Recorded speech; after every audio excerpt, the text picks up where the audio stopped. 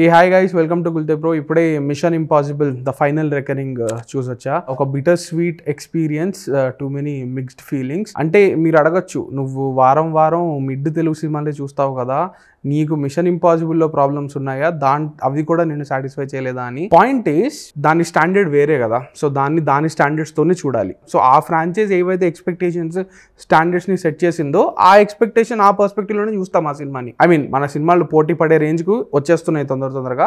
But ఇప్పుడు context mission impossible franchise. So ఎందుకు mixed feeling అంటున్నానంటే, ప్రతి మిషన్ ఇంపాసిబుల్ సినిమాలో, అది బ్రైన్ డిపల్మాది ఫస్ట్ మూవీ తీసుకున్నా, జాన్ వూ సెకండ్ది తీసుకున్నా, ఏ తీసుకున్నా, ఫిల్మ్ మేకర్స్ మారినా, రైటర్స్ మారినప్పటికీ ఆ క్యారెక్టర్ ఉన్న ఆబ్జెక్టివ్ ఒకటే, ప్రపంచాన్ని కాపాడడం. అండ్ మనకి తెలుసు వరల్డ్ ఎన్హైలేషన్కి కారణమైన whatever, beat a bomb, beat a virus, beat and AI entity like in this film, ఏదైతే is causing or is a potentially going to cause that global destruction, దాన్ని Ethan Hunt ఆపేస్తాడని మనకి తెలుసు. Bomb పేలనివ్వడు, కానీ ఆ bomb పేలుతుందేమో, పేలకుండా ఈథన్ హంట్ ఇప్పుడు ఆపుతాడు. లైక్ ఎలా ఆపబోతున్నాడు అనే ఆ టెన్షన్, ఆ సస్పెన్స్ అయితే ప్రతి సినిమా ఇన్ డిఫరెంట్ లెవెల్స్ మనలో క్రియేట్ చేస్తుంది. ఆ రకంగా ఫైనల్ రికనింగ్ కూడా it's no different.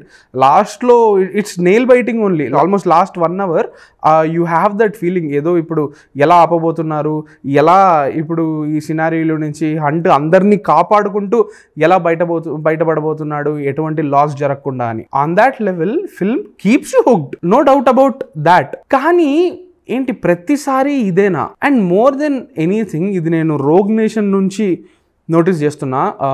Rogue nation తర్వాత వచ్చిన మూవీస్లో fallout has incredible action sequences, no doubt about it. But ఆ యాక్షన్ సీక్వెన్సెస్కి మధ్యలో ఉండే బ్రిడ్జ్ ఉంటుంది కదా, అవి చాలా ఫర్గెటబుల్గా ఉంటాయి. అక్కడ ఆ ఎనర్జీ, ఆ మొమెంటం అనేది ఈ యాక్షన్ సీక్వెన్సెస్కి మధ్య అంత చాలా డల్గా ఉంటుంది.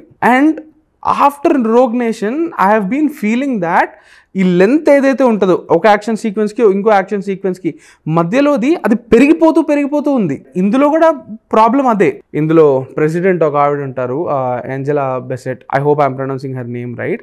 సో ఆ బోర్డ్ రూమ్ సీక్వెన్స్లు ఏవైతే ఉంటాయో, లైక్ ఇప్పుడు ఒక నేషనల్ సెక్యూరిటీ అడ్వైజర్ వచ్చి, ఇది మన దగ్గర ఉన్న ఆప్షన్, అది మన దగ్గర ఉన్న option, you have to consider this అని వాళ్ళందరూ డిస్కస్ చేసుకోవడము, దానికి అంత ఇంపార్టెన్స్ ఇవ్వడము, అది that's not the point of this franchise. We are not here to witness bureaucracy. Likewise, ప్రతిదానికి ఇప్పుడు మనం ఒక విషయం ఇప్పుడు హంట్ చేయబోతున్నాడంటే దానికి ప్రాపర్ లాజికల్ బ్యాకింగ్ ఒకటి ఉండాలి, దానికి ప్రతిదీ ఒక ఎక్స్ప్లెనేషన్ ఇవ్వాలి అనే ఒక అటెంప్ట్ ఉంటుంది కదా, దాని మీద టూ మచ్ ఫోకస్ అనిపిస్తుంది.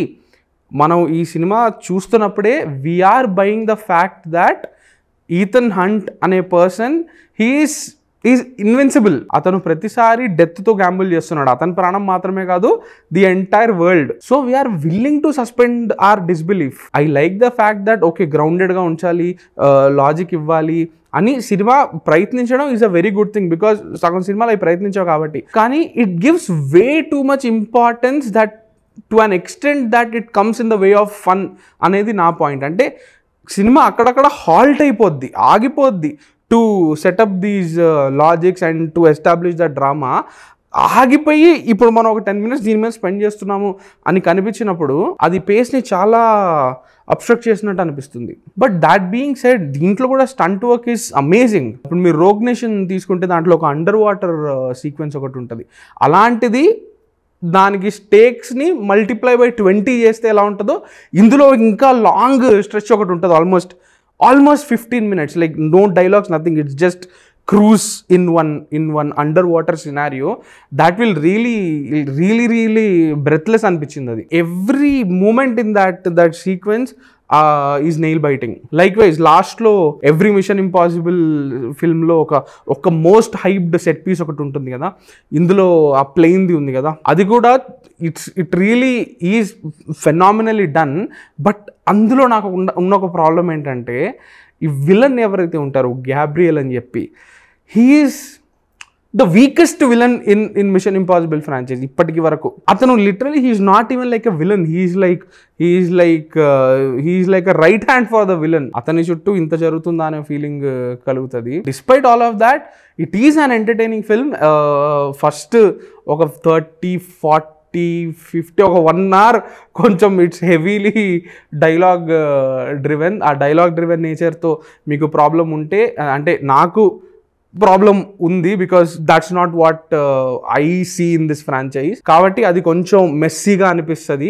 Despite being a very weak film in the franchise, it is still entertaining. But చెప్పా కదా స్టార్టింగ్లోనే, the standard is here. So మీకు మిషన్ ఇంపాసిబుల్ ఫిల్మ్స్ కానీ ఇంతకు ముందు నచ్చుంటే మీరు ఖచ్చితంగా ఇది ఎంజాయ్ చేస్తారు, దాంట్లో డౌటే లేదు.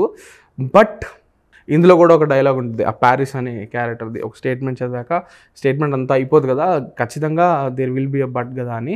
సో ఈ మిషన్ ఇంపాసిబుల్ ఫైనల్ రెకనింగ్లో ఆ బట్స్ చాలా ఉన్నాయి. So that's it from this review. Do subscribe to Gulte Pro for more reviews and interviews.